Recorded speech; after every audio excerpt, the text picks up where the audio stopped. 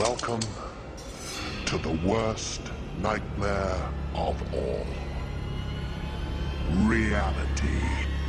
Explore the lesser-known stories of our unknown world.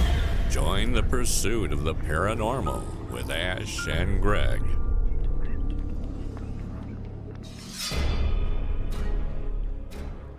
Hello, Ash. How are you? Very well, very well. Recovering from a night on the town, shall we say? It was, yeah, Chester town. Chester Is it a town or city? Chester. City. Is it? Yeah. So night, yeah. A beautiful place it was. Yeah, it's A nice very old, architecturally very old, nice. Yeah. Very old school. So yeah, we were in Chester, and we hit Chester about 7:30, roughly, till about 2:30, 3 o'clock. Yeah. This morning. Hence why we are both very tired And a bit late getting this episode out. Yeah. But I think it's worthwhile, especially with the other bits we got planned as well. Yeah, so. for good reason. So what were we doing in Chester, Greg?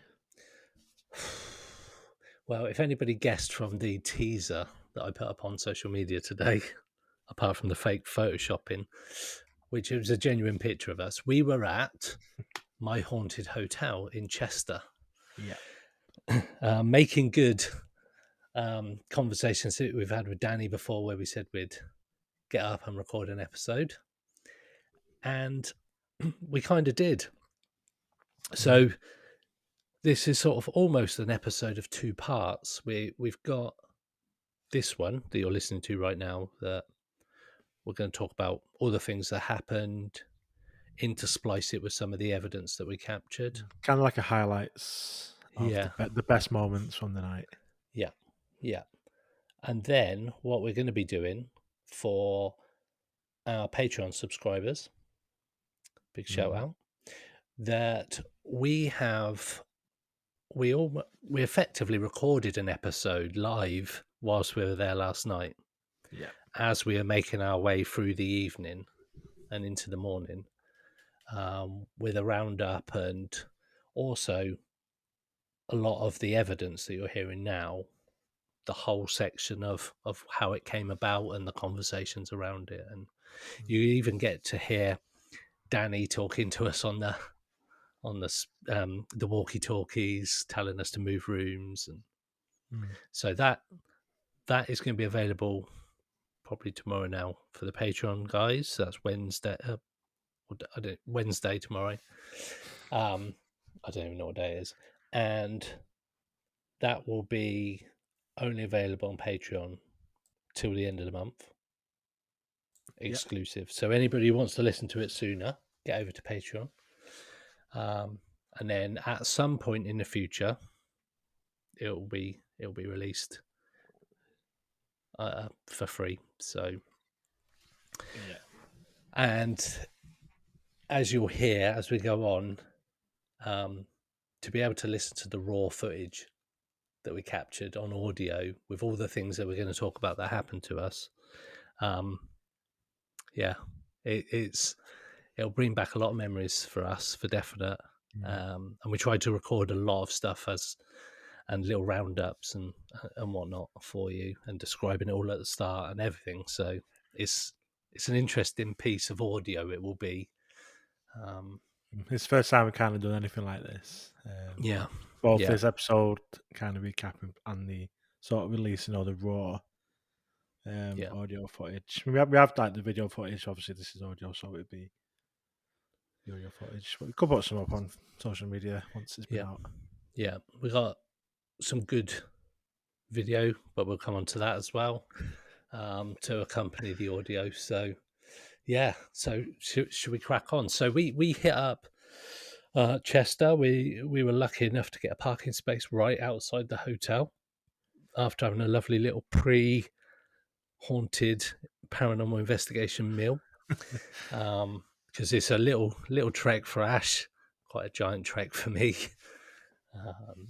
So much so that I got in at 6 o'clock this morning. That's brutal. I guess if we talk about the hotel itself, Yes. first, I mean it's known as My Haunted Hotel, but the actual pub hotel is the Old King's Head Hotel.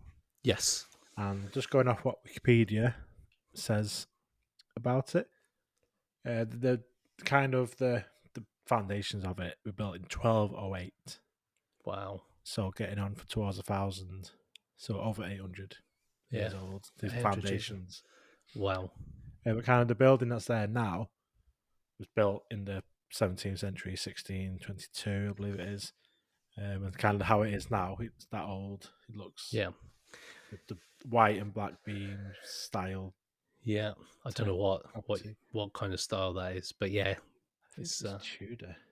Tudor. Yeah, because all the footballers have mock Tudor houses and that, don't they? Exposed beams and that kind of stuff. You know exactly what we're talking about. There's a lot of buildings like that in Chester. As we walk around, there's lots of this old architecture that's been kept. Yeah, beautiful place, and it's almost unassuming at one point when you sort of walk up.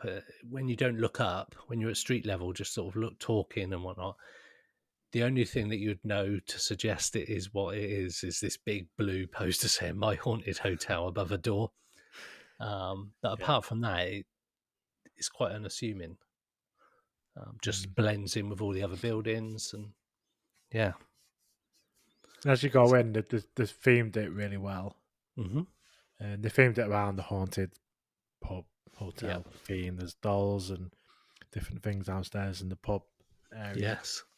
Yeah. Sort of low ceilings as it always was back then, and it's quite dark but it's really well they've done it. It's really, really just a good place to go for a drink as well. It's really and it was nice bustling pub. When we were in there. There's a lot of people in there just having a drink and could get a seat, some food. Yeah. So awesome. Yeah. So that it was right from the start. It felt a nice place. Yeah.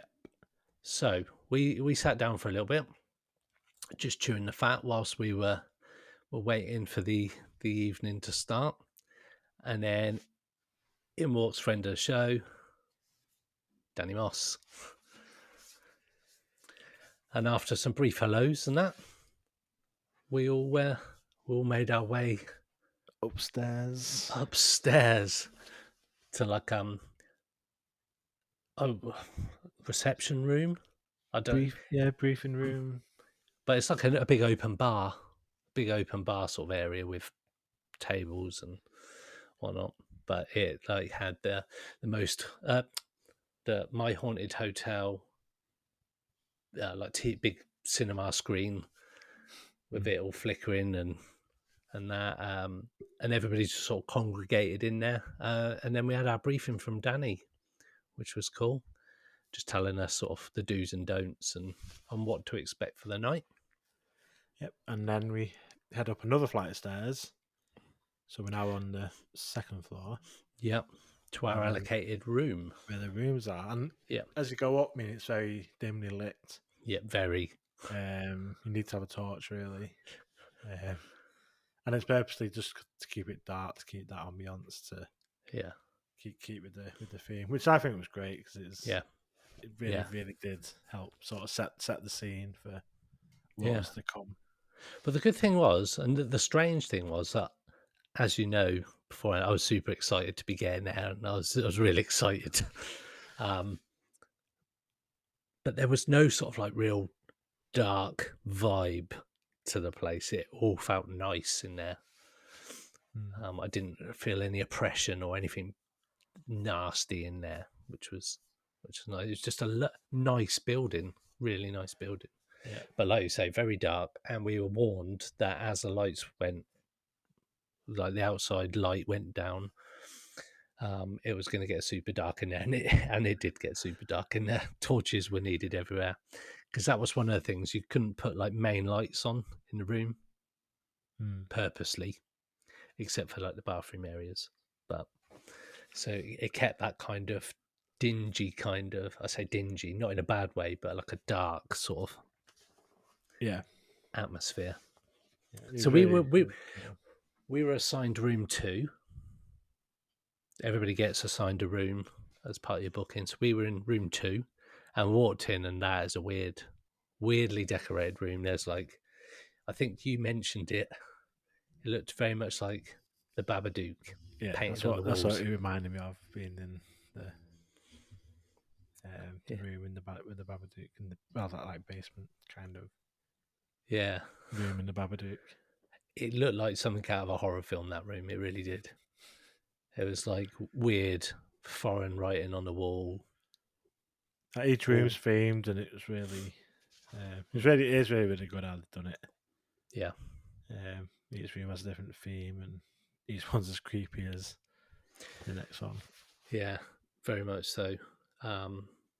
It was super nice room.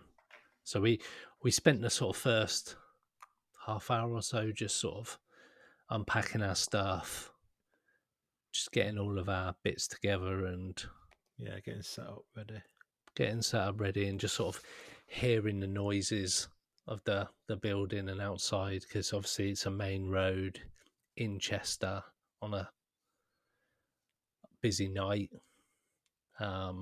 So with people walking past, there's buses going past, there was cars, so you got a feeling of what noises to expect just as standard, which was good. It's a good idea, especially as the floorboards are super squeaky.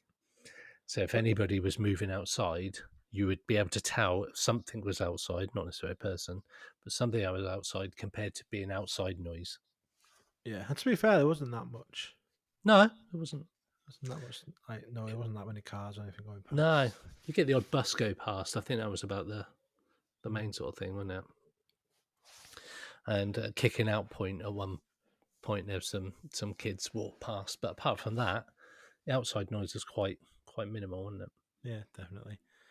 So then we moved on to the first room for proper investigation, and we moved on to one of my favourite rooms from watching the series, from where quite a lot of stuff happened. Mm-hmm.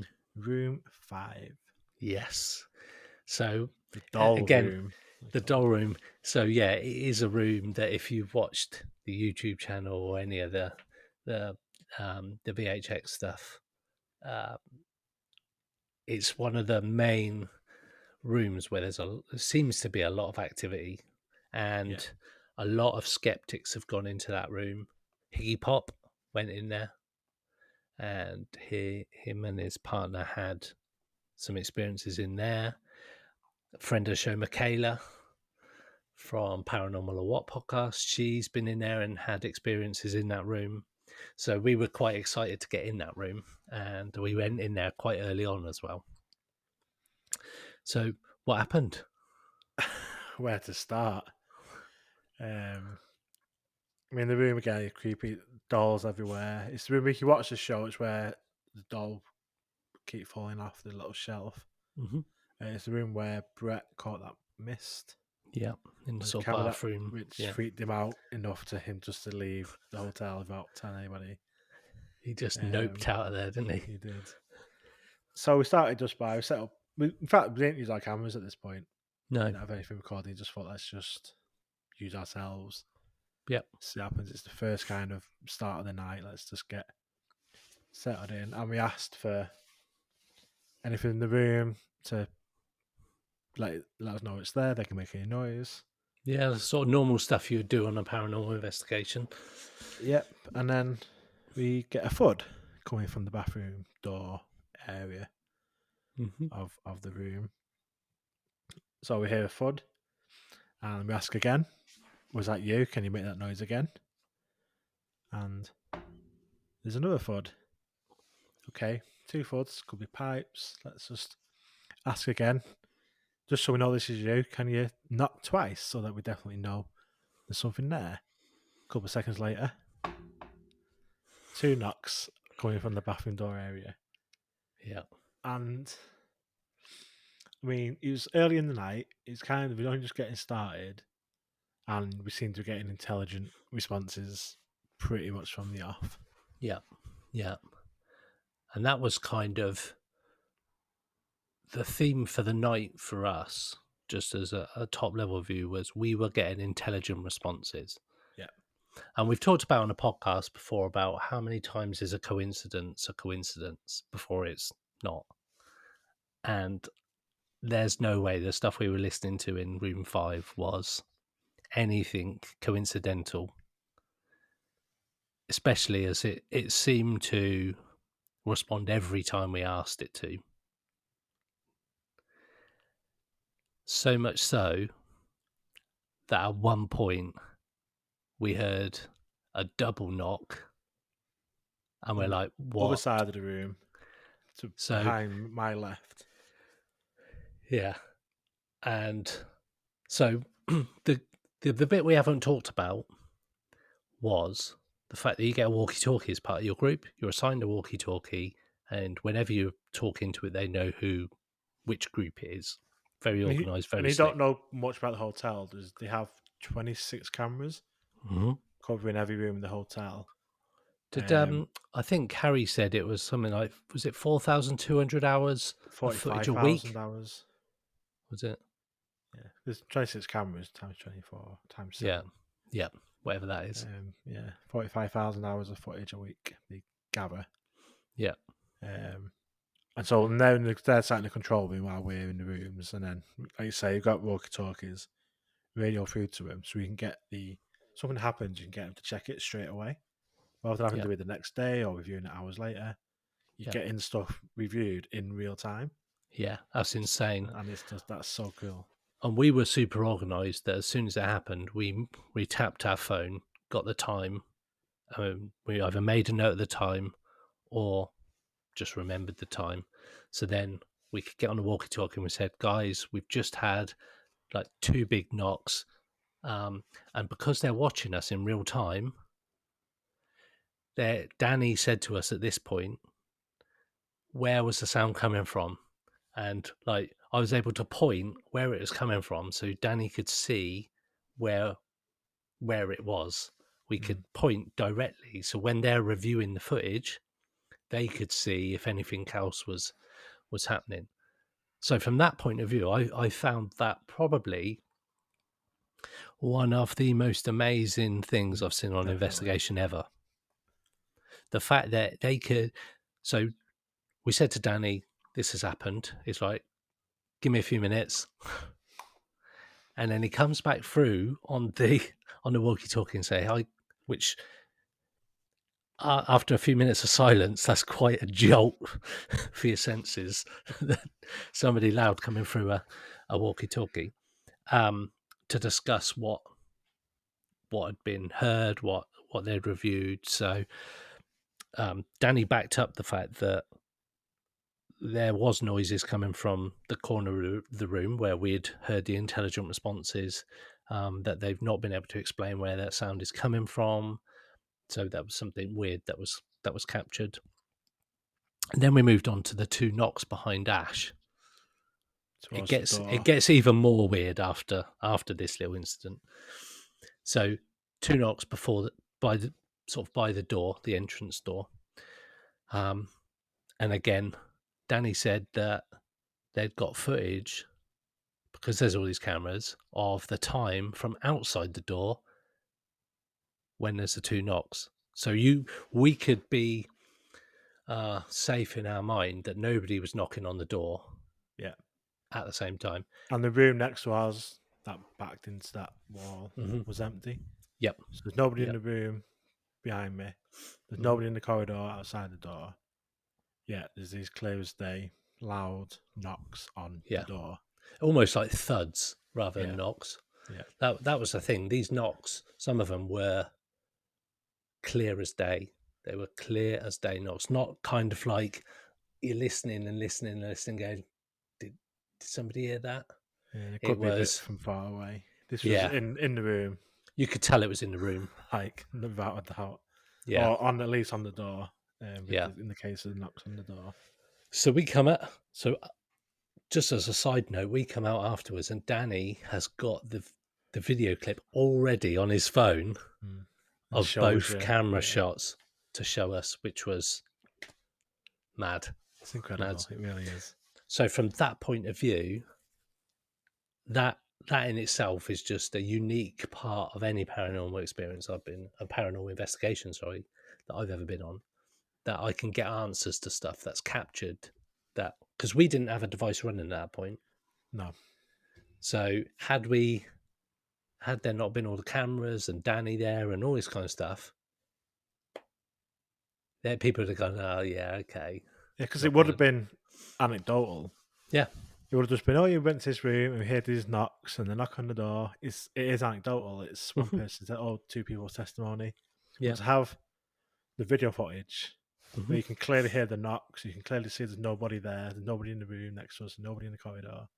Yet these loud as day knocks on the door. So the proof, it's there. Like, it really is that there's something, whatever it is, like whether it's what we don't know what it is, making that noise. And we've not mentioned this yet, but just before the knocks on the door, so I was sat at the other side of the room to Greg. There was a clear sound of a baby wailing. It sounded like it's coming from like the other side of the wall to where we were. It was clear as day, and I looked over thinking he must be able to hear the baby. I was like, baby crying, like, no, like, couldn't hear anything. No, then we asked Danny to check that, and Danny couldn't hear that on the cameras.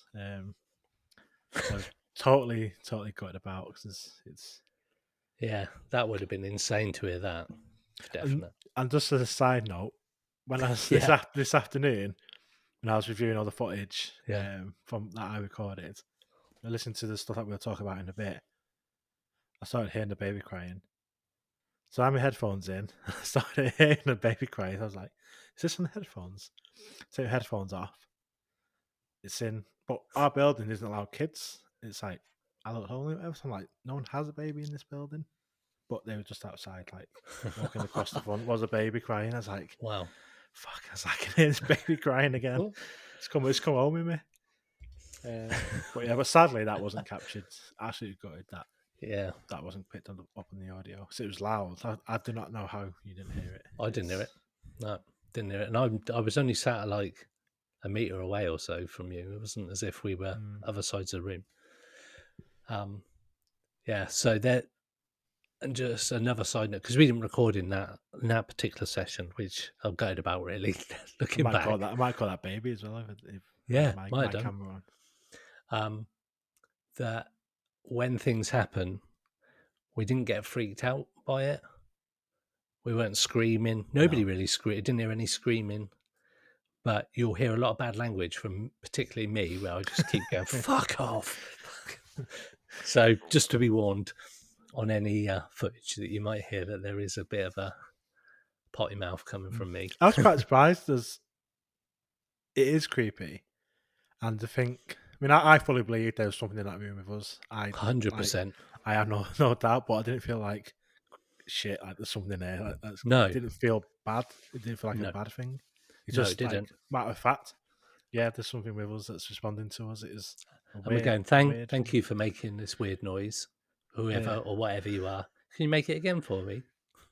So it's, I didn't feel scared at all throughout the whole night. I was not scared at all, which was great.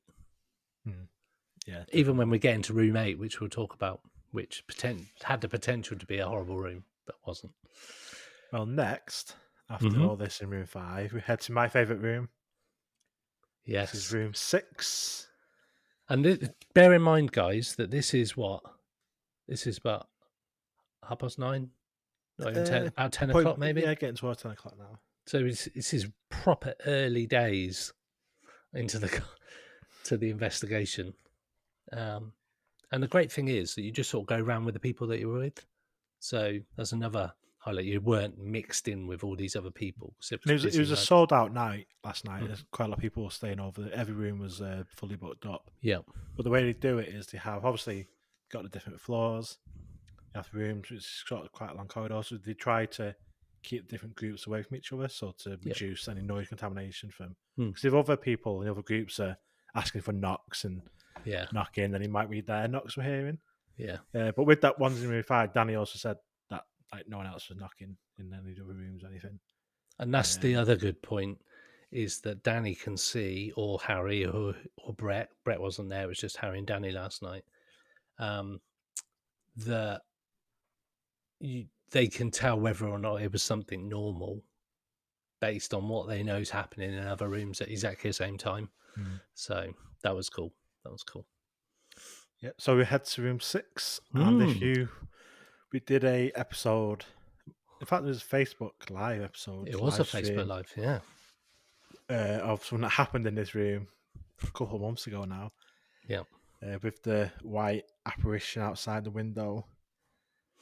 Really, really mad bit of footage. So I just love this room. We got like the pentagram on the floor, the rocking chair in the middle. There's been quite a few knocks on the window been heard. EVP responses, plus obviously the apparition. And this is the room where Harry, in the lockdown episode, got quite emotional in the room. Kind of a weird freak out, wasn't it? But yeah. Which is interesting because in the room with us, the person that was with us also had a bit of a negative experience.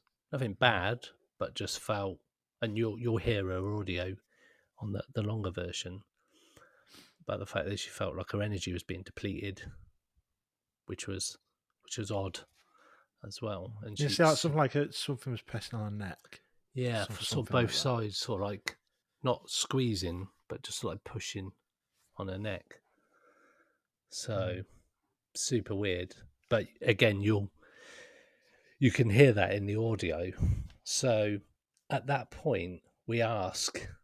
Well, first, before we even get to that point, we go over to the window because obviously this is a point of interest for us, and I cannot see how anything could be outside that window. No, not at all. Because very close to the edge of the window on the inside, on the outside bit of the inside bit, if that makes sense, it looked like it was like a set of bars or a room or something. So the way this apparition went past the window, it would have gone through a solid wall, and you still see it go up. There's no way that was. Yeah, it does add to the mystery of that footage. I think we got the audio of us when we first get into the room talking about that as well. So, that was weird. So we set up all the K2 meters on the windowsill, one down by we put one on the rocking chair. Sorry, not rocking horse. You had your camera set up facing the window to see what we could get, and we started talking. And again, this neck compression thing took place. And she said that she was feeling depleted of energy and whatnot. So we ask out loud, are you the one that's affecting her? And plain as day, 2 knocks on the glass of the window. Yeah, on the glass. Definitely like a glass sound. Like a glass. knock. Yeah. So we've got the audio of that, which I'll play in a moment. If you're the one affecting, can you just knock on a wall or tap somewhere and let us know? Thank you. Fuck off. And then I come back and sort of, not in a nasty way, but I say, was that you? That was affecting her. So, it was a strange room. And apart from that, nothing much happened. So we started to do an Estes method. We did. With the spirit box. I went and sat in the middle of the room on the rocking chair. In the middle of a pentagram. In the middle of a pentagram. Everything that when you're a child, you would have nightmares about. And so I become the vessel for the Estes method. And it's a little bit weird. I don't think of the answers. Obviously, I've not heard the footage back. Yeah, the answers weren't really sort of in line with what we were hoping to hear. But the only thing that what felt weird was it felt like someone had stood next to me.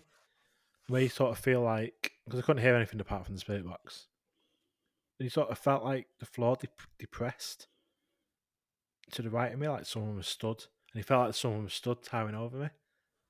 And I kept thinking, I want to look, because I feel like there's someone stood. I thought like Greg wouldn't do that, wouldn't come stand dead close to me while I'm doing this. It felt like someone was really stood, so kind of like I ended up edging away to sort of the other side of the chair, trying. Well, I kept, because I didn't want to stop the experiment to see if anyone was there. I just kept at it. I didn't feel good. I felt really uncomfortable, but and you put your arm out at one point and said, "I think that it feels like someone's standing there." And like you say, because of how well we know each other, I would know that you wouldn't do that to me, and like you say, you knew that I wouldn't do that, because that'd be a bit weird. Yeah, I like to when you're doing it to, like, so when I put my arm out, so on the camera, we know it's at that point when I felt something. See anything lines up on the footage, and that's the good thing with the Estes method, is that although you're waiting to hear communication, you can also have the conversation. Although you can't hear people, you can relay some stuff that you're feeling to other people in the room, especially if that will help with questioning later on, potentially.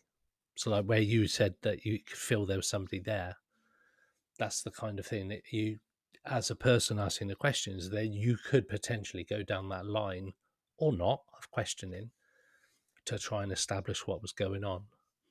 But yeah, like you say, it's a good indication for the cameras when you're sweeping through footage.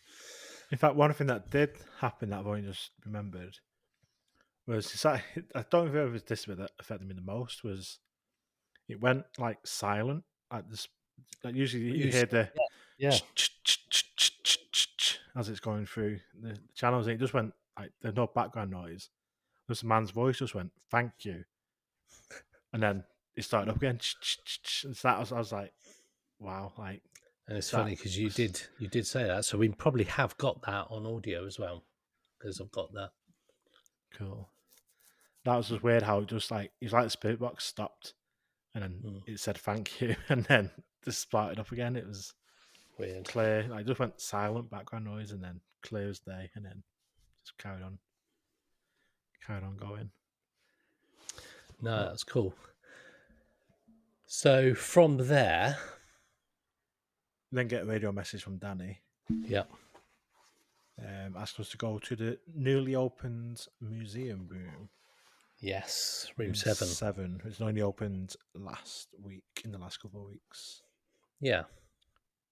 It's just got a couple of items from the hotel that I believe to have attachments, and also people, fans of the show, have been sending in their objects that they think might be haunted to put in this room, just so they can have the cameras and they can monitor and see if anything happens. With that, so Danny messaged us on the radio to ask us to go into room 7, and he was going to meet us there and do an Estes method in the museum room. Yes, so that was super cool. It was. So I will change my Facebook cover photo to me being the vessel for the Estes method, while Danny is filming it and asking questions. I'm assuming. I don't know if he was just standing there filming, because I could see a light, but yeah, he's asking questions. I was asking questions. And having been a fan of Danny's and his shows, like going back quite a few years, to be doing like an experiment with him, that was really good. And the good thing was, and it was the Estes method, because we know that he loves doing the Estes method. It's something that we found to have good results. Yeah. When we've been places, particularly Cannock Chase was a massive highlight for us for that.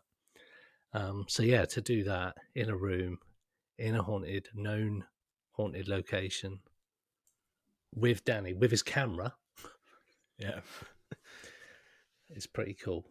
With multiple cameras. Yeah. So yeah, so we did the Estes method in there. Nothing really. Again, nothing really came out. There's a couple moments. Yeah. He possibly said the word May, and one of the dolls in the room's called May. Yeah, but nothing too no, groundbreaking. and I didn't feel like it.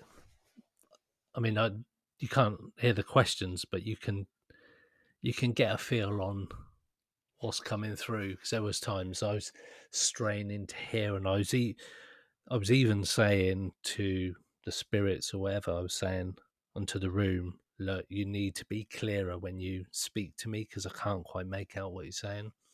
And I think that's important.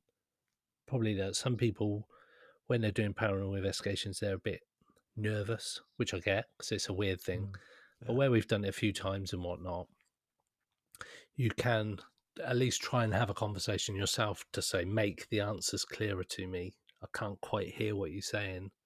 But I could feel my face sort of like contorting quite a bit, because I was trying to figure out what was being said, if anything at all. There was a distinctive ha ha ha laugh. But apart from that, I didn't feel like I just felt like I was saying random shit, to be honest with you. And then we swapped, so I was doing it again as the vessel, and yeah, nothing. No, it's one of those things. Sometimes you get stuff on it, and sometimes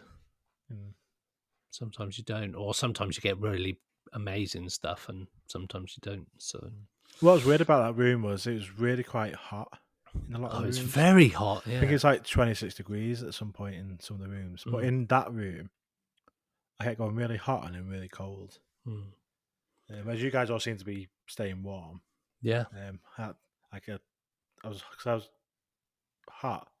I took my hoodie off, and I had to put my hoodie back on because it was now gone cold. Then it went hot again, and then cold again. I didn't know what was going on, but it was particularly warm in those rooms upstairs. I don't think the windows open. I think they sealed the windows to try and minimise like outside. Yeah, radiators weren't on though, so. Plus, being the top floor, heat rises as well. Yeah, absolutely. So yeah, that was our brief sort of stay in the museum room 7. And I think we went for a bit of a break after that, didn't we? Yeah, we had a bit of a break, and then we went downstairs to the old brothel.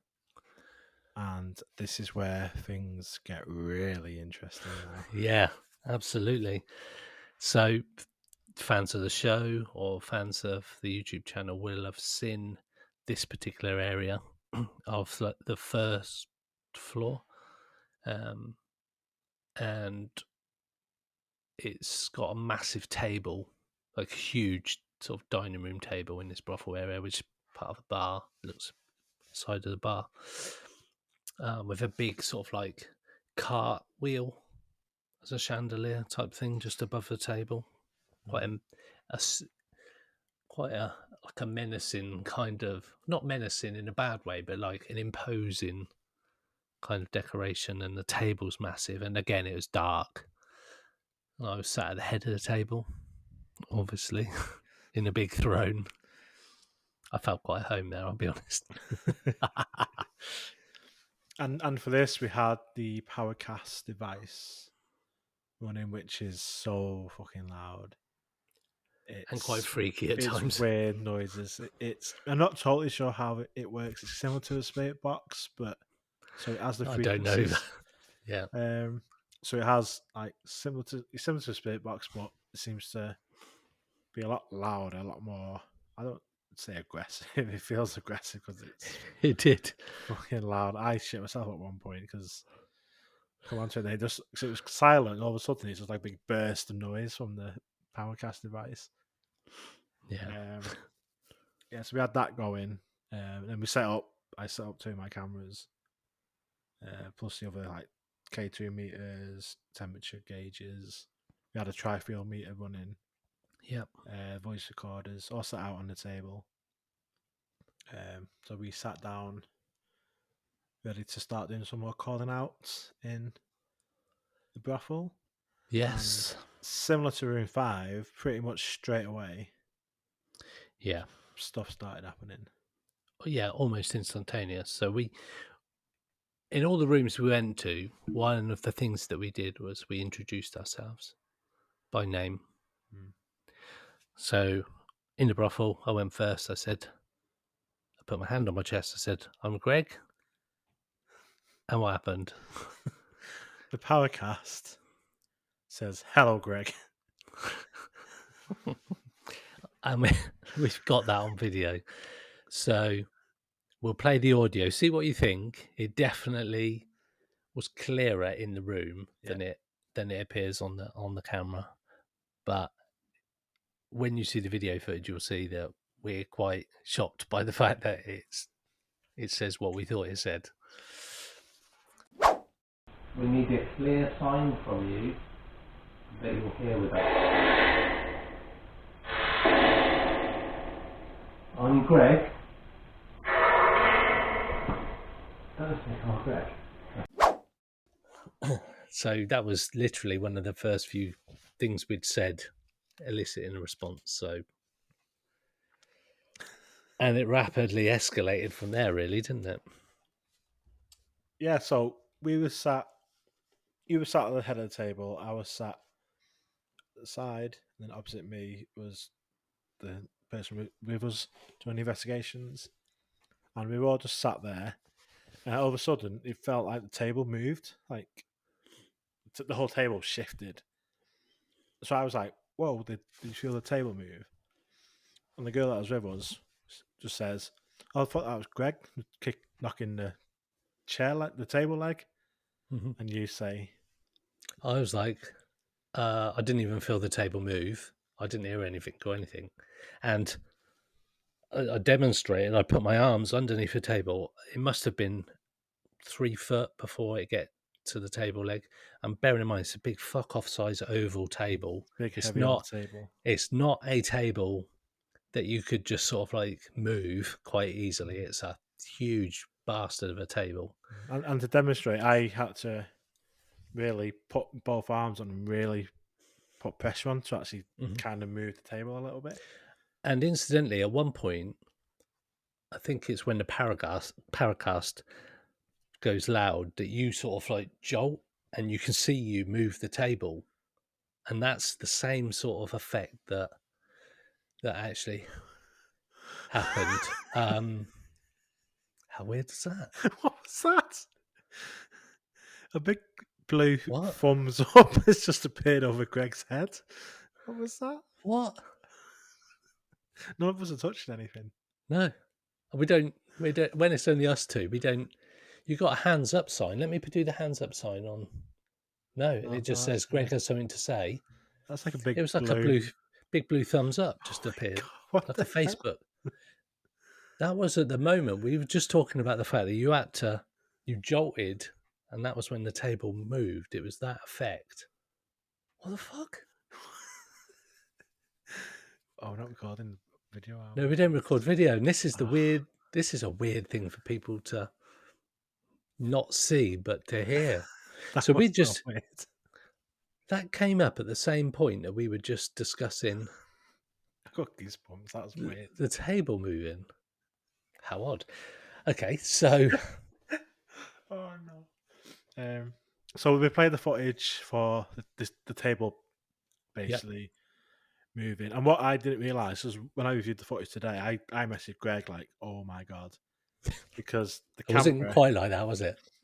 Maybe a few more expletives than that, but clear as day, the table thuds. Yeah, and the camera's on the table, and the camera jumps as if something had hit the table from underneath. I was going to say that's what it appeared, and we actually had a similar knocking sound from underneath as well a little bit later on. But yeah, it was almost like a poof from underneath, not just a lift or a knock. It was like a.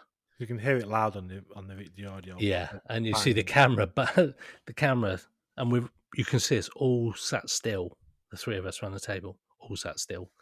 So it's not like you can see somebody moves at the same time. No. There's none of that, and I didn't even know that it happened, which is weird because when I look back at the videos, like, how the fuck did I not see that or hear it? I react to it. The girl we're with doesn't.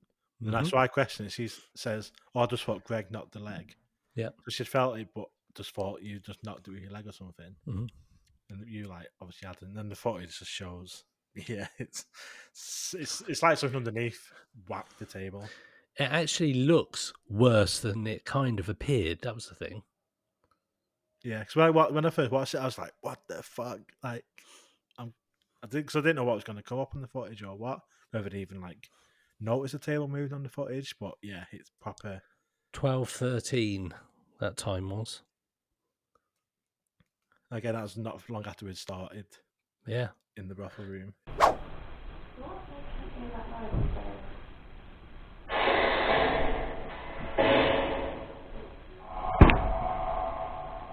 Really freaky, isn't it? Did you do a table? I thought it was great. What? Did you just get the table by accident? No? I felt the table just moved. The whole table moved. The table just moved. Yeah, we started just after, 12:09. It sounded like, "Hi, Greg." Then 12:13, table creaked and moved. And then that's when, a little bit later on, you said, "I think that's what it said. Hello, Greg." Then about a minute later, what else happened? We had the 3 taps. So this is a really, really compelling bit of footage that we've got. And the guys at the hotel have the footage as well. Yeah. So like I say, not just us, our audio, our sort of cameras, or us saying it. The hotel has this footage as well. From their cameras. That's the thing. From their cameras. So we've got multiple cameras and covering it. Yeah, and that is the cool thing. You can see the cameras. There's no hidden cameras. There's infrared bulbs in the cameras, so you can see them in the corner of the room. So there's nothing like hidden. They're not trying to catch you out, and they tell you that this is what the camera looks like. It's in the corners. And if you've watched the YouTube channel or any of the VHX stuff or seen it on Facebook, you will see the camera angles that we're talking about. And you'll see the brothel and the table from a different angle from above. You'll see how big the thing is. They've experienced chair moves there before. Things. Yeah, it's clear footage of a chair just literally shifting in place and no one around it. And I think that's the chair I was sat in. Yeah. Was that chair which moved. So on this point, so on this footage we'll play now. In fact, let's just play the footage. Yep. So clear as day. Yep. The girl we're with says, "Can you copy me?" And she makes 3 taps. Almost a couple of seconds later, plays right back at us. The exact copy of what was asked to copy instantaneously, nearly. So, yeah, we're obviously on the video. You can see that we're quite shocked by that. You can hear Greg's response, particularly. Fuck off! It's just really insane because sometimes we ask for a knock and nothing happens. Like remember in one of your rooms, we were asking for stuff and nothing was happening. And then we asked for these 3 knocks because we hadn't asked for a while. No, so we said, let's change tack. Let's ask for knocks, and then literally, can you do this? And it repeats it right back to us. And the thing is, I'm not. It's not a scared reaction. I'm like, I just can't believe this. Can you try and copy me with all our words you can find if you can?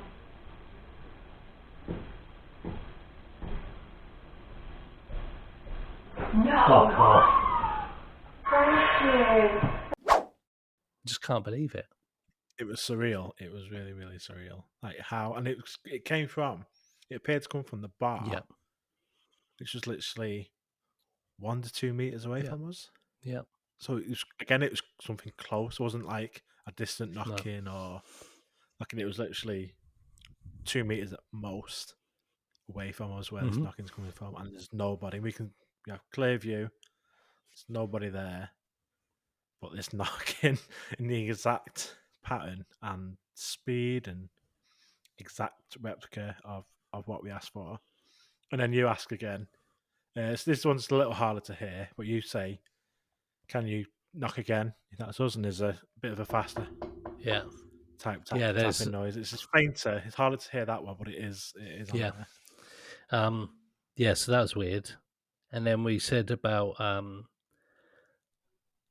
asking if it was the same person, and then on the Paracast it said yes, tap. Yeah. And it's just like nothing. Are you the same person that was with us in room 5? Please tap once for yes. Fuck, that's good, yeah. Thank you. I think you just said yes. I was going to ask you to tap. So, like we've said before in the podcast, if you can get one device capturing the evidence, that's cool. You get 2 devices capturing the same. What? That thumb's back. That blue thumb just appeared next to your head again. Did you see it? Oh, weird. Just wondered if it was.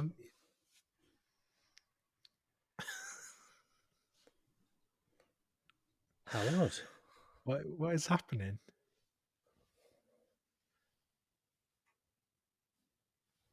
No, I was just putting my thumb up to see if I can replicate, just in case. So maybe it recognises you doing the thumbs up, and then it puts the thumbs up. What was I just doing? I couldn't have been.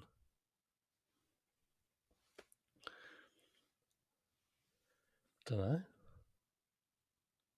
But it's like, again, when we were talking about the intelligent response. So if anybody uses Zencaster and has a similar experience, maybe you could explain it to us, which is the device or the program that we use to record the podcast on. I'm just trying to. I'm just putting my thumb up again, different angles, trying to replicate it. How weird! No, I can't seem to. What is happening? So this point here, we played the footage for this now. There we go. Did you do it? Did it work? There we go. We figured it out. But I don't. Maybe I have been putting my thumb up. Okay, mystery solved. Mystery solved. But just it was a weird timing. It was that was it's mental. And like I was saying before, to capture it on one device is cool. Capture it on 2 different devices, even better. We're capturing this stuff on our devices. We're capturing it on the hotel's cameras and getting stuff reviewed there and then. So we're on the mic, on the walkie-talkies, and the actual the control room is just behind us, just through the door. So yeah, it's insane. And all this happened. We probably had 6 or 7 different things happening in the Brothel room. That's sort of the main stuff. And we were only in there about 40-45 minutes. Yeah, and we'd had multiple things happening, seemingly intelligent responses in the show, and again from straight away. Yeah, weird in the short period of time.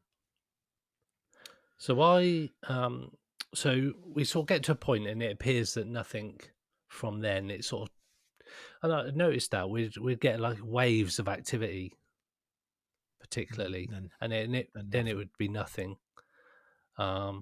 And that weirdly, that kind of coincided with like towards the end of our sort of session time in that particular area. So I don't know if it senses from us that we know we've been in there a while and we're going to be moving on soon.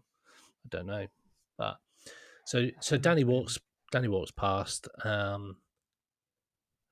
We're coming to the end of the session, and that's why I said, "Can we go into room 8 at all, please, Danny?" He's like, "Yeah." He said, "There's just a group of people in there in a minute, just coming out."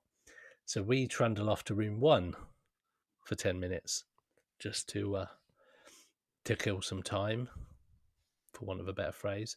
But in the meantime, we take the Alice box with us as well. Yeah, I like the Alice box. I don't know how it works. I don't know how it throws out these words. It comes up like when it's receiving a message, and it will say the word out loud, or say a sentence out loud.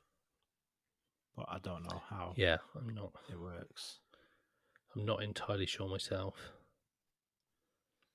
But we were in room 1 for probably about 15 minutes, and nothing. No. We're getting words through on the Alice box, but it's just single words and nothing sort of made sense to what we were asking or relating to each other or anything. And important to note that single words that meant nothing. Yeah. Interestingly, in that room, if you open up the wardrobe, if you're ever lucky enough to go there, see what you find there. It's very weird. Yeah. Won't give any spoilers to that, but yeah, very strange place. Yeah, so we now trundle off to the famous room 8. And what do we have to do before we go into room 8? What do we need to do?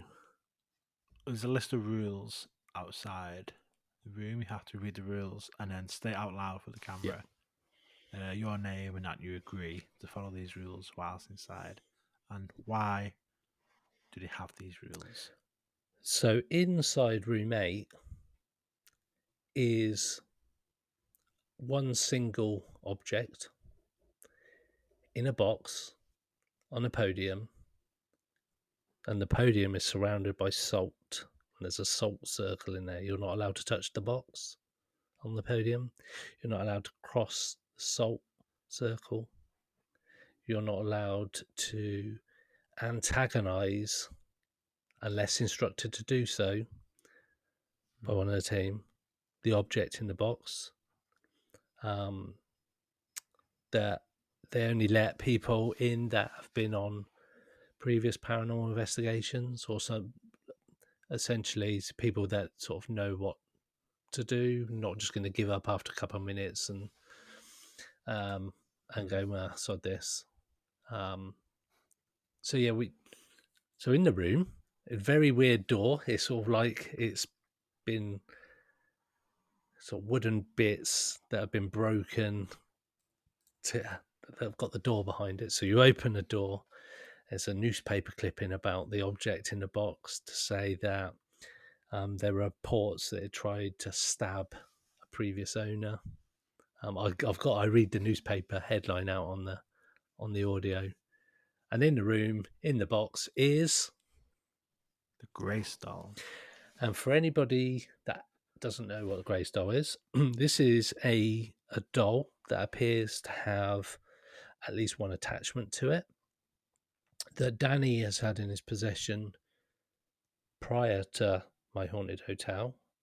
And if you follow some of the the haunted hunt stuff that he's done in the past, he talks about it quite candidly on there, that this object it's been in his house. It's moved whilst in his house. It's quite a strange object. It's the Grace doll. So it's this doll of a child. I don't know, like a small girl or something. Again, photo will go up on socials, and you can see it if you Google it. It's a very famous doll. Very famous doll. So we're in this room with a doll. We got the Alice box with us, so we use that as the main kind of calling out tool. Yeah. Trying to get any responses. Also asking for knocks and stuff as well, which we didn't get. No, we didn't. But we got some interesting responses, words coming through. Yeah, so before that, when we got the Alice box off Danny's like, well, I don't really, it's not my thing. I don't really put much into it. But it's another tool, or whatever you want to call it. And again, like Ash mentioned, it was throwing out single random words in other rooms that we'd use in room 1. So we're in room 8 and just calling out. And what comes through? I think poltergeist is one of the first. Yeah. Which is always interesting word to get on a paranormal investigation, poltergeist. Yeah. And interestingly, the words that we'd had before were just random words like grow, southern, adjective, like just weird nonsense. So to be in a room with a known haunted doll with a set of rules that we can't touch it or go over the salt circle in this very tiny room where Danny, during the lockdown episode, had a very bad experience with the doll, so much so that the doll called out his surname on camera, and he instantly goes back and shouts at it, and so they've got a relationship between them that night had quite a big impact on him. So to get the word poltergeist in a room with a doll with a known attachment to it was weird. And then, not too long later, what comes through next is bad feeling. Mm-hmm. And this is the first time multiple words came through together. Yes. Yep. It usually just says one word. Sometimes two words come through because it shows you on the screen what words coming through. If two words come through, it say one of them, and your one is just on the screen. Yep.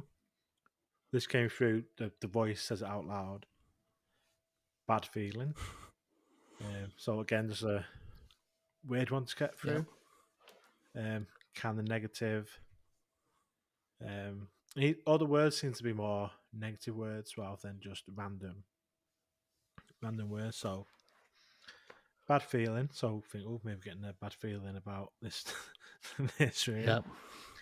And then a few more minutes later, another a full sentence comes through, which was, I was murdered. I mean, that is not something you'd expect. And it was that sentence. It wasn't just the words random. It was, I was murdered. And it said, in one go, I was murdered. And again, previously it hadn't said more than one word at once. I mean, you've had poltergeist, bad feeling, I was murdered.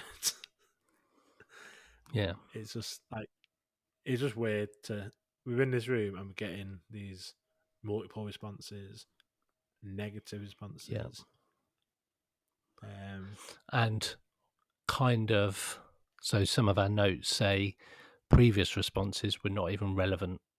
Like we said, adjective, southern, grow, those kind of just weird, nonsensical words. But these were definitely negative words and have some kind of relevance. I mean, you could argue that if it was a single word, you could go, oh, it says bad, and you go, oh, okay, yeah, it's quite negative in here, so that's where the word bad comes from.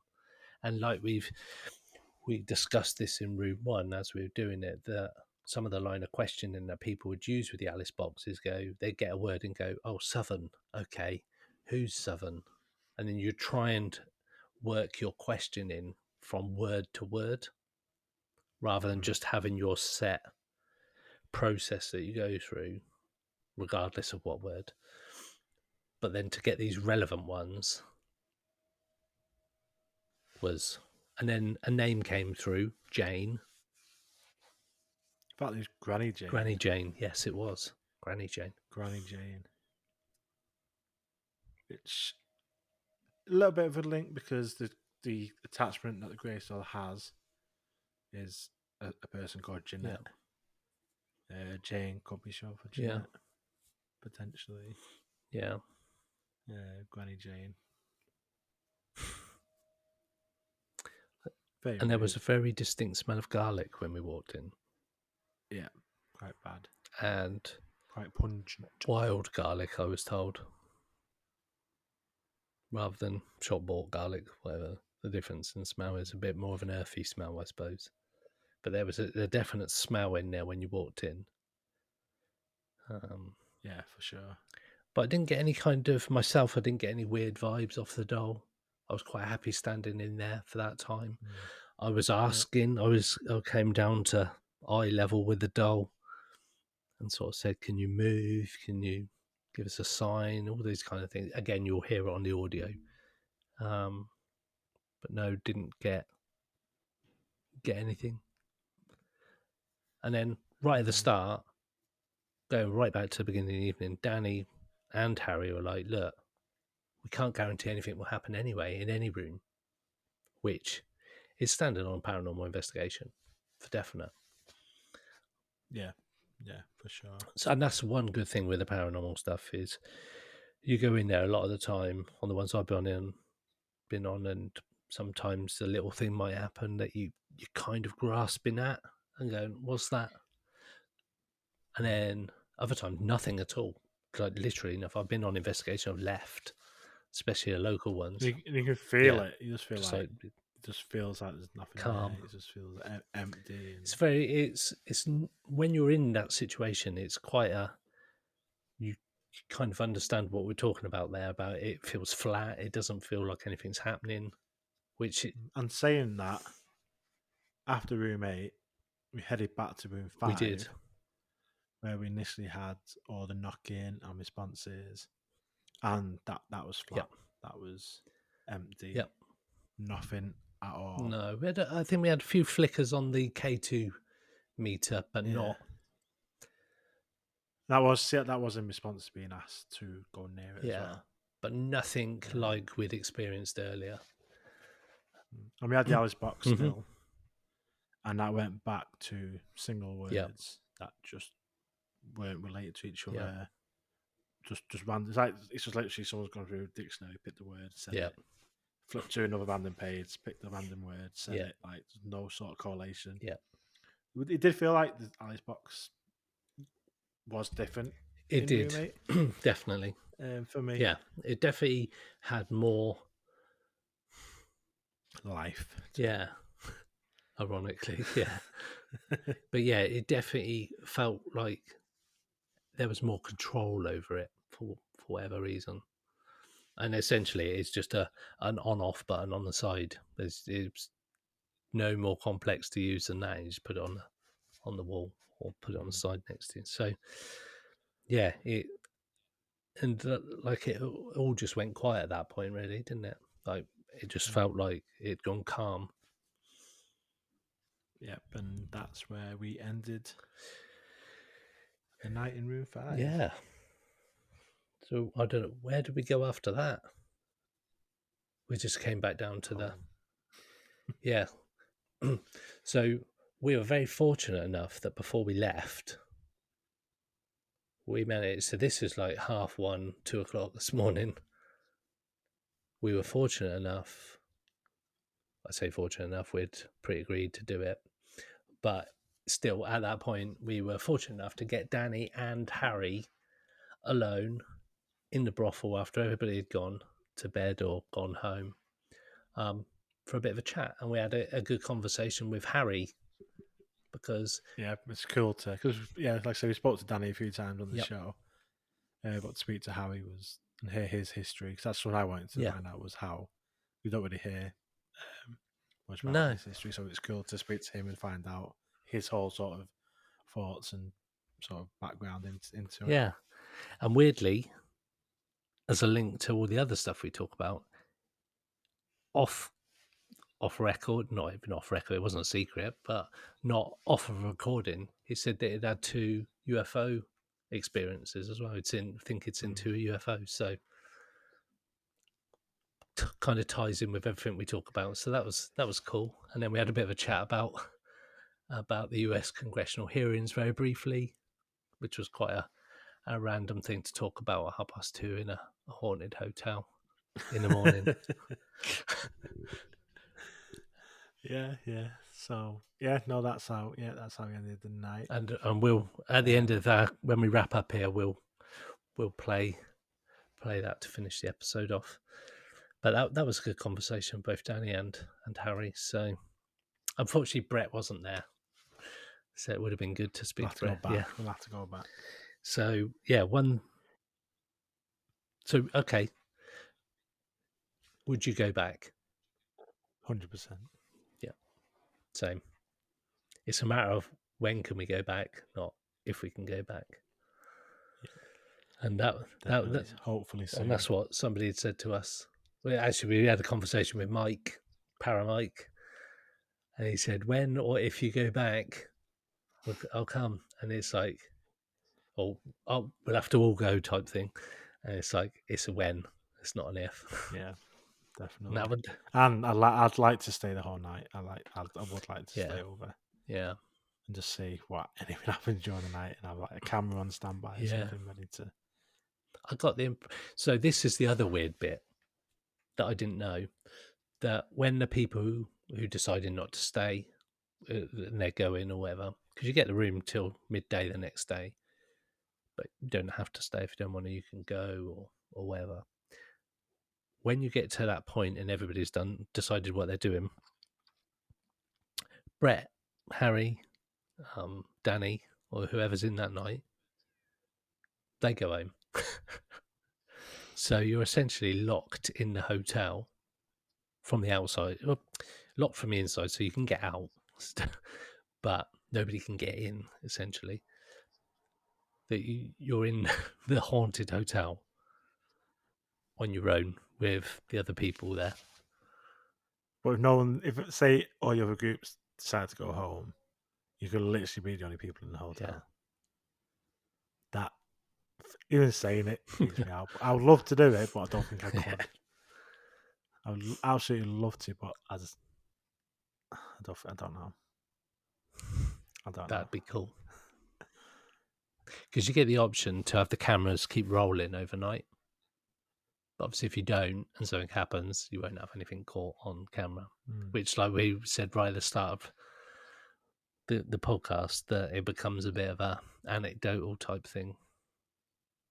Like he said, she said type thing. And there's no real proof. And it's like, oh, this is bullshit. But I went in there with high expectations. Yeah. I've literally watched every single episode of the YouTube or the VXS channel. And fell in love with the show. I mean, the guys are great and what they're doing is great. Like I say, going in with high expectations, and it was exceeded. And just getting all the what happening was just like a bonus. Yeah. To it. I mean, if we were there one night and nothing happened, they probably would have enjoyed it just as much.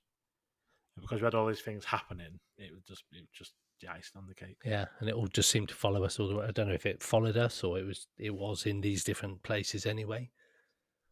But to get similar like tapping responses, and it's very hard to describe that you go, well, it's a tapping noise. These weren't random tapping noises. These were responses to what we were asking it to do. It was doing it on our sort of command. When we asked for 2, it gave us 2. We asked for 3, it gave us 3. Yes. Once for yes, 2 for no, all that kind of stuff. So, yeah, it was. We were hoping for a doll to fall over or something, but that didn't happen. Certainly not that we heard about that night. But yeah, I would go back in a heartbeat. Definitely. So yeah, if you've been thinking about it, go for it. Definitely. And you have the night that we had, you won't be disappointed. We won't be. So thank you for listening to our recap of our investigation. Like I said, we'll have all the audio, the raw audio files. So hearing our thoughts as the night goes on our Patreon. That'll be out in the next couple of days. But for now, enjoy our interview with Danny, Moss, and Harry from My Haunted Hotel. Evening with Harry and Danny. So thank you guys for an entertaining evening. I know we've been to other places before, but we've definitely had some good sort of intelligent responses to a lot of stuff, and I think that's been really positive, especially in room 5. That was our favourite. Wow, and room 6. And it was great to see the Grace doll after all this time speaking to you, Danny, on previous podcasts about it. So one of the bits that we noticed was in room 6, where that footage went, we talked about on the podcast, outside the window, that whatever it was went sweeping past. So we checked out the outside of the window, and I can't see how anything could have sort of gone past the window and up like it seemed to do. Have you had any sort of more instances where there's been like an apparition or something go past the window or anything major in that room? Nothing at all, since really, is there? I mean, I was convinced at the time it was a owl or a seagull somehow, but it's the way it disappears.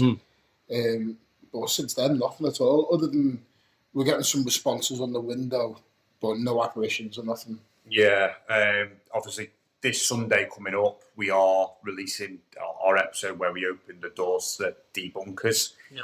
And in that episode, for those who aren't on the subscription, you'll get to see a bit where we try to debunk it with guests. So we put a torchlight in the window from across the courtyard. Brett actually hung out with a plastic bin bag as well. The bin bag actually shows up still black in infrared though, which is weird, and we just couldn't replicate it at all. So it remains a mystery, doesn't it? Because in room 6 earlier, Kelly said she wasn't feeling. She was feeling a bit sort of negative, and wasn't calling out. And then Ash started to do before Ash started doing the Estes method, sat in the rocking chair bit in the middle. I said, if you're affecting Kelly, can you knock on something or whatever? And it was clear as day for us that the window, something knocked on the window twice, clear as day. And then I went back and I felt not angry, but I was quite certain and said, are you the one that's affecting Kelly? So it was like we'd all had sort of a weird kind of vibe, because I know you've been in there in one of the lockdowns, and you went. Well, I'm glad you said that, because obviously from the outside, people who don't know us felt like some people said we were acting that night. I generally felt horrible and narky, and you've experienced it yourself. Yeah. It's not normally like me, but it's the only room in the building that I always feel apprehensive in. I'm quite vulnerable. Yeah. Yeah, we went to the Grace room, and because we've been using the Alice box for a little bit, and we've only been getting sort of one-word answers, nothing really correlating. And we went into the Grace room with the Alice box, and we got poltergeist, we got I was murdered, and bad feeling. And it seemed that all the responses were like negative and also multiple words rather than just one word. Like I was murdered to come up was just like. Yeah, it's very strange. Crazy. It just seemed to be really just negative once we were in there with the Alice box. And then when we went outwards and we went to a different room with the Alice box, we went back to just sort of random nothing words that don't really make sense. But it seemed to, in the Grace room, it was like, it just seemed to be negative words coming through. And yeah, I think with the Alice box, it's a device that, you use and try to get other things happening at the same time. I don't really put much validity into it at all. I mean, I've had some very strange responses only in this building through that. But, I mean, from a sceptical point of view, you just cannot class it as evidence as such. There have been occasions where the Alice box has brought through the word knock in room 5, and then it was actually followed by a knock immediately afterwards. So that kind of, it makes it more interesting. But as a paranormal investigation tool, it's just one to kind of experiment with it. You can't really put anything substantial into it. What do you feel has been the best sort of experiment that you guys have done that seems to have reaped the best reward?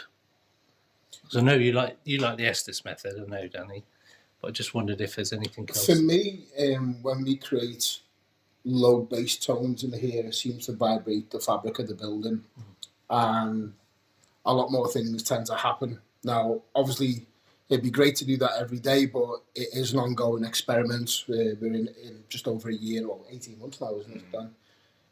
So we're trying other stuff all the time, but definitely the more noise and the more vibration you can cause in the building, for me, and we hear stuff in real time, that's when I feel it gets really interesting. Yeah, Yeah, I agree. Absolutely. I think, the brown noise, the hertz frequencies that really do vibrate everything here. It definitely has some sort of effect. That's probably the one pattern that we are seeing. There's a lot of residual stuff that happens here on a weekly basis, and it's just constant. So the footsteps upstairs, the knocking on the room 5 door, that stuff happens over and over and over again. And then if you're really lucky, which obviously you guys got to witness a bit of that tonight, is the intelligent response as well.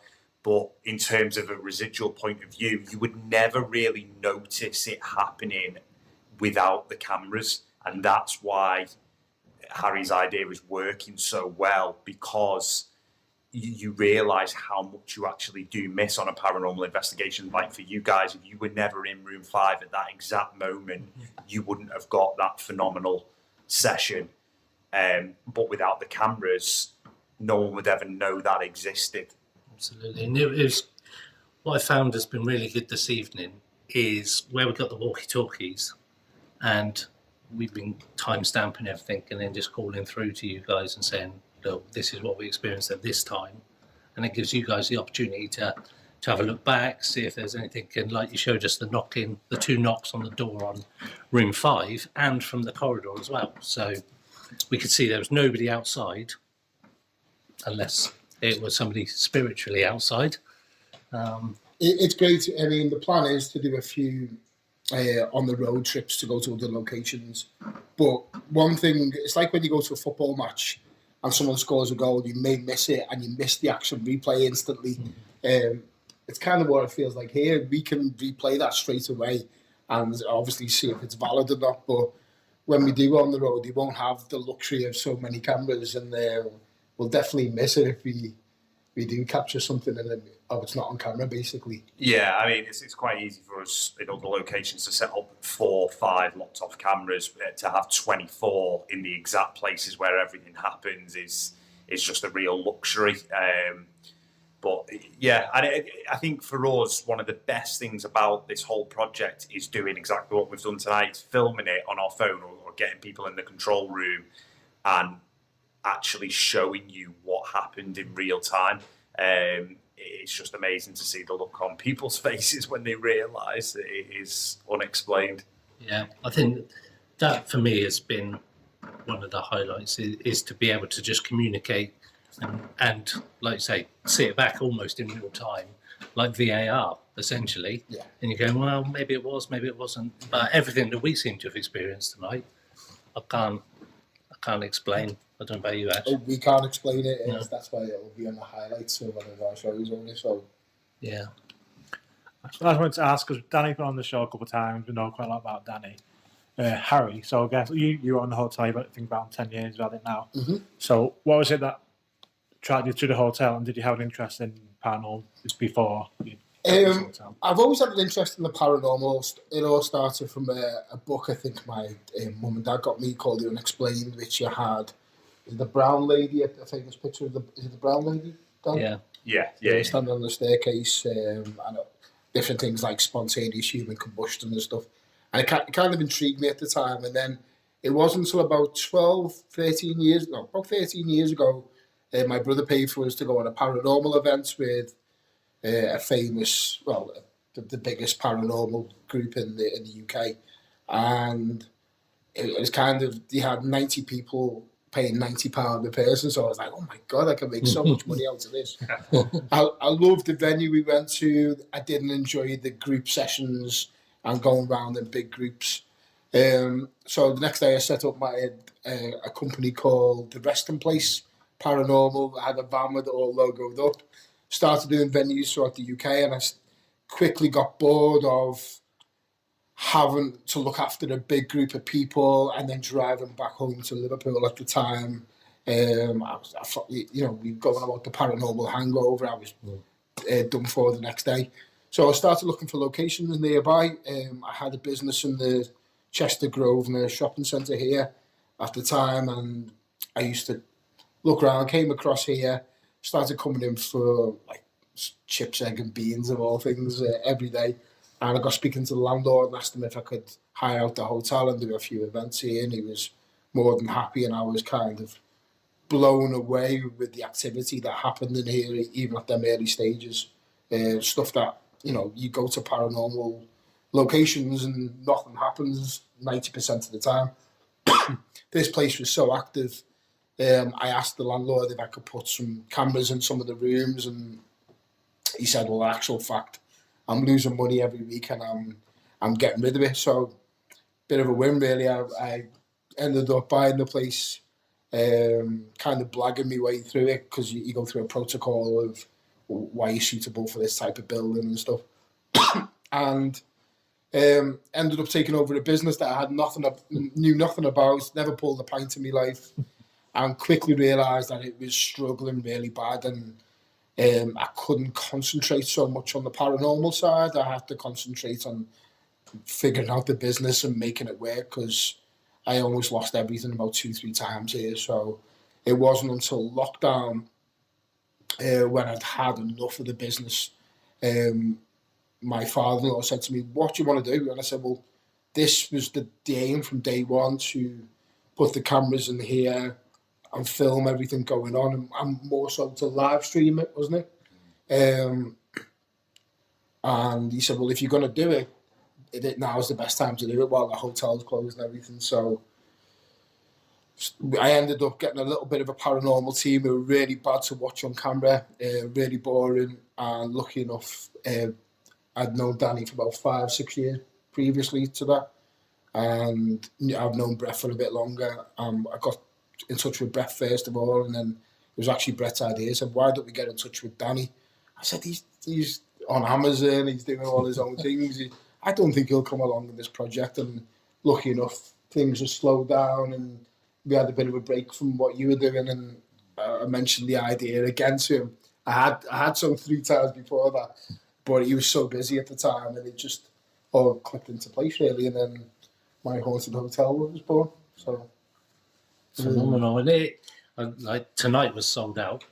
Yeah. And I know it's difficult to get slots, and I'm part of the My Haunted Hotel group on Facebook and the chat there.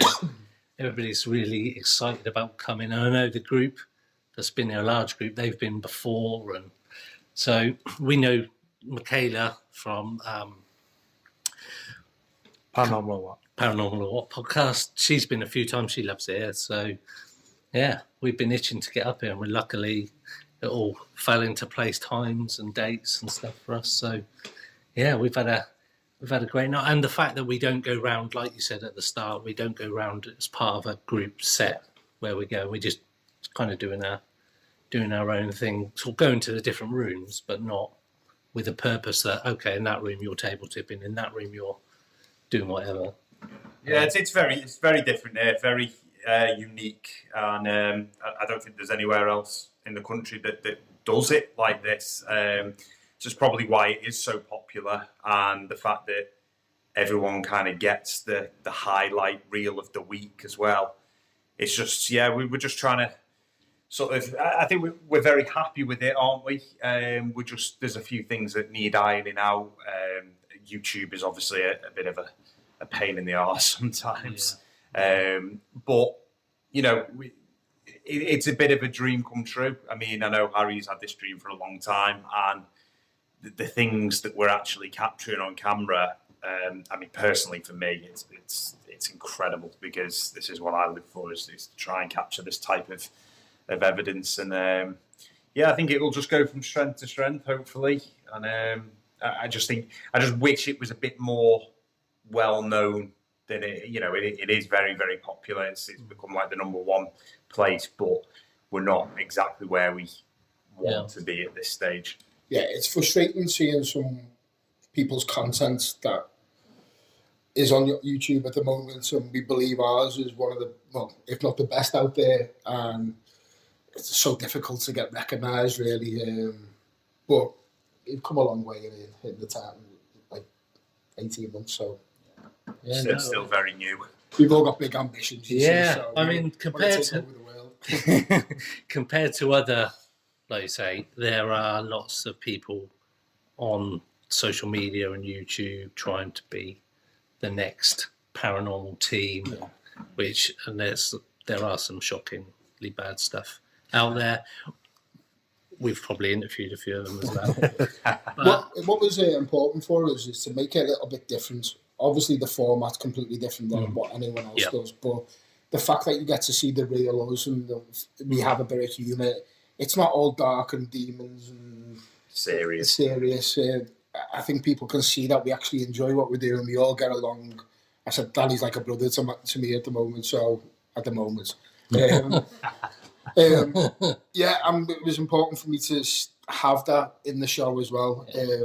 That comes across, I think, especially in the videos where you three are sat in front of like the cameras, in front of the TV, reviewing some of the camera footage and that, and there's definitely a genuine bond.